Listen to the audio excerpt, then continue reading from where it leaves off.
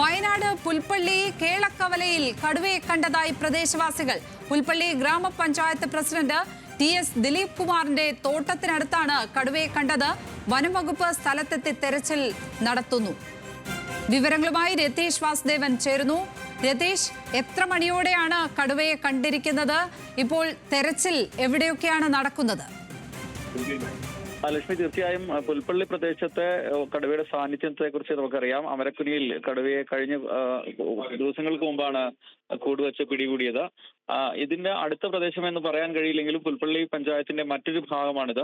ഇവിടെയാണ് വൈകിട്ട് 6:30യോടെ കടുവ ഈ തോട്ടത്തിലേക്ക് കയറി പോകുന്നത് പ്രദേശവാസികൾ കണ്ടത്.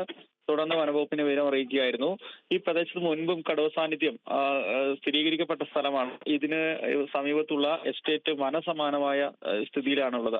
അതുകൊണ്ട് തന്നെ ഈ വന്യമൃഗങ്ങൾ ഉൾപ്പെടെ നിരവധി തവണ കാട്ടുപോത്ത്, പുലി, കടുവ ഉൾപ്പെടെ നിരവധി വന്യമൃഗങ്ങളെ ഈ പ്രദേശത്തെ സാന്നിധ്യം മുൻപ് സ്ഥിരീകരിച്ചതാണ്. അതുകൊണ്ട് തന്നെ ഇത്തരത്തിൽ ഒരു മുൻകരുതൽ ഈ പ്രദേശത്ത് ജാഗ്രതാ നിർദ്ദേശം ഉൾപ്പെടെ വനംവകുപ്പ് മുൻപ് നൽകിയിട്ടുണ്ട്. ഈ പ്രദേശത്ത് ഈ ക്ഷീരമേഖലയാണ്. ഈ പാലളവ് രാവിലത്തെ ക്ഷീരമേഖലയിൽ സൊസൈറ്റിയിൽ പാൽ കൊടുക്കുന്ന സമയം പോലും ഒരു ഘട്ടത്തിൽ കടുവയുടെ സാന്നിധ്യം കൊണ്ട് മാറ്റിവെക്കപ്പെട്ടിരുന്നു. അത്തരത്തിലുള്ള ഒരു പ്രദേശമാണ്. മുൻപും കടുവയുടെ സാന്നിധ്യം സ്ഥിരീകരിക്കപ്പെട്ടതാണ്. ഇപ്പോൾ പൊതുവെ വയനാട്ടിലെ കടുവയുടെ സാന്നിധ്യം വിവിധയിടങ്ങളിൽ സ്ഥിരീകരിക്കുമ്പോൾ കടുവകൾ അക്രമകാരികളാകുന്ന സാഹചര്യത്തിൽ കൂടി ഇത് പ്രസക്തമാണ്. ആളുകൾ വലിയ ആശങ്കയിൽ തന്നെയാണുള്ളത്. എന്തായാലും വനംവകുപ്പ് പ്രദേശത്തെത്തി പ്രാഥമികമായ തെരച്ചിലും മറ്റും നടത്തുന്നുണ്ട്. ആളുകൾക്ക് ജാഗ്രതാ നിർദ്ദേശം ഉൾപ്പെടെ നൽകിയിട്ടുണ്ട്. ഈ ഘട്ടത്തിൽ ഇതാണ് നമുക്ക് ലഭിക്കുന്ന വിവരങ്ങൾ. ലക്ഷ്മി. രതീഷ്, എന്തായാലും കടുവ ഒരിടത്ത് ആദിവാസി സ്ത്രീ രാധയെ കൊലപ്പെടുത്തുന്നു. അതിനുശേഷം ഇന്ന് വീണ്ടും ആക്രമണം നടക്കുന്നു. അതിന് പിന്നാലെ മറ്റൊരിടത്തു കൂടി കടുവയെ കാണുമ്പോൾ അത് ആകെമൊത്തം വയനാട് എന്ന് പറയുന്ന ജില്ലയെ തന്നെ ഒരു ഭീതിയിലാഴ്ത്തുന്ന സംഭവമല്ലേ ഇത്തരം വാർത്തകൾ ഇങ്ങനെ പുറത്തേക്ക് വരുമ്പോൾ?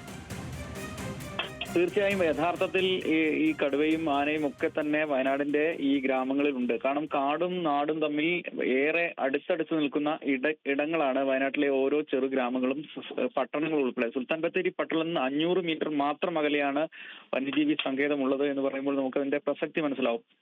അതുപോലെ എല്ലാ ഗ്രാമങ്ങളും എല്ലാ നഗരങ്ങളും വനവുമായി ബന്ധപ്പെട്ട ചെറിയ പോക്കറ്റുകൾ പോലെയാണ് വയനാട് ജില്ലയിലുള്ളത്. അതുകൊണ്ട് തന്നെ ചില സമയങ്ങളിൽ ഈ വനത്തിന്റെ സ്വാഭാവിക അവസ്ഥയിൽ നിന്നൊക്കെ മാറി ഇപ്പോൾ കടുവയുടെ മേറ്റിംഗ് സീസണാണ്. മേറ്റിംഗ് സീസണിൽ ഈ കടുവകൾ ഗ്രൂപ്പുകളായി തിരിയുന്ന ഒരു രീതിയുണ്ട്. അതിനുവേണ്ടിയുള്ള അവരുടെ യുദ്ധങ്ങളുണ്ട്. അതിൽ നിന്ന് പുറത്താക്കപ്പെട്ട കടുവകൾ വ്യാപകമായി ഇത്തരത്തിൽ പ്രദേശത്ത് ഇറങ്ങുന്ന സാഹചര്യമുണ്ട്. പിന്നെ ഭക്ഷണം കഴിക്കാൻ പറ്റാത്ത പ്രായമുള്ള ആരോഗ്യാവസ്ഥ പ്രശ്നമായ കടുവകളൊക്കെ തന്നെ ഇത്തരത്തിൽ ഈ വനാതിർത്തി പ്രദേശങ്ങളിലെ തോട്ടങ്ങളിലെ എസ്റ്റേറ്റുകളിലൊക്കെ എത്തുന്ന ഒരു സാഹചര്യം നിലവിലുണ്ട്.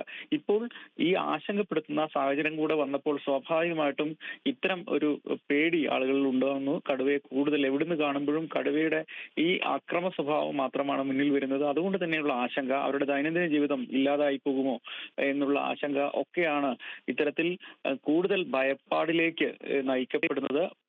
പഴയ രീതിയിലുള്ള വന്യമൃഗ പ്രതിരോധ സംവിധാനങ്ങൾ പോരാ. കൂടുതൽ കാര്യക്ഷമമായതും കൂടുതൽ വിപുലപ്പെട്ടതുമായ ഒരു സാമൂഹ്യ അന്തരീക്ഷം ഉണ്ടാക്കുന്ന തരത്തിലുള്ള പ്രതിരോധ മാർഗങ്ങളാണ് ഇത്തരം ഇടങ്ങളിൽ വേണ്ടതെന്ന രീതി കൂടി, അല്ലെങ്കിൽ അങ്ങനെയുള്ള ചില കാര്യങ്ങൾ കൂടി നമ്മളോട് ഇത് ഇടയ്ക്കിടയ്ക്കുള്ള ഈ കടുവയുടെയും ആനയുടെ ഉൾപ്പെടെയുള്ള ഈ ആളുകൾക്കിടയിലേക്ക് ജനവാസ പ്രദേശങ്ങളിൽ ഇറങ്ങി വരുമ്പോഴുള്ള പ്രശ്നങ്ങൾ ബോധ്യപ്പെടുത്തുന്നുണ്ട്. പഴയ പരമ്പരാഗത രീതിയിലുള്ള ഒരു പ്രതിരോധ മാർഗം കൊണ്ട് മാത്രം ഇനിയുള്ള കാലത്ത് ഇത്തരത്തിൽ കടുവ ഉൾപ്പെടെയുള്ള മൃഗങ്ങളെ പ്രതിരോധിക്കാൻ കഴിയില്ല എന്നതുകൂടിയാണ് നമ്മൾ ഈ ഘട്ടത്തിൽ മനസ്സിലാക്കേണ്ടതെന്നാണ് പറയാനുള്ളത്. ലക്ഷ്മി. മറ്റൊരിടത്തു കൂടി കടുവയെ കണ്ടിരിക്കുന്നു. പുതിയ തരത്തിലുള്ള പ്രതിരോധ മാർഗങ്ങൾ സ്വീകരിക്കേണ്ടിയിരിക്കുന്നു എന്നാണ് രതീഷ് വാസുദേവൻ അവിടെ നിന്നും റിപ്പോർട്ട് ചെയ്യുന്നത്. തീർച്ചയായും അവിടുത്തെ നാട്ടുകാരും അതുതന്നെയാണ് ആവശ്യപ്പെടുന്നത്. മുമ്പൊക്കെ ചെയ്ത പോലുള്ള രീതികൾ കൊണ്ട് മാത്രം ഇപ്പോൾ പിടിച്ചു നിൽക്കാനാകാത്ത സ്ഥിതിയുണ്ട്. അത്രയ്ക്കും വന്യജീവികൾ നാട്ടിലേക്ക് ഇറങ്ങുന്ന അവസ്ഥയാണ് വയനാട് പോലുള്ള പ്രദേശങ്ങളിലുള്ളത്.